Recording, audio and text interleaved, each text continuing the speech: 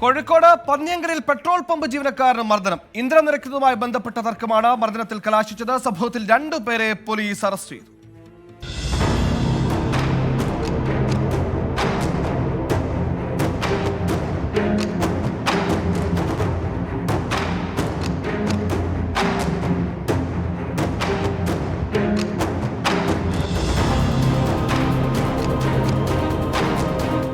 Kozhikode Panniyankara കണ്ണഞ്ചേരിയിലെ petrol പമ്പിൽ ഇന്നലെ രാത്രിയാണ് സംഭവം. പെട്രോൾ നിറയ്ക്കുന്നതിനായി എത്തിയ 2 അംഗ സംഘമാണ് ആക്രമണം നടത്തിയത്.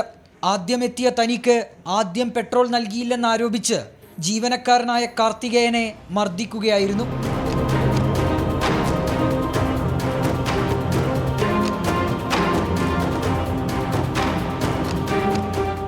ആക്രമണത്തിൽ മുഖത്തുൾപ്പെടെ പരിക്കേറ്റ കാർത്തികേയൻ ചികിത്സ തേടി.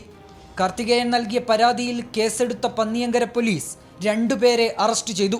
അരക്കിണർ സ്വദേശികളായ മുഹമ്മദ് റസീൽ, മുഹമ്മദ് നിഹാൽ എന്നിവരാണ് പിടിയിലായത്. 24 കോഴിക്കോട്.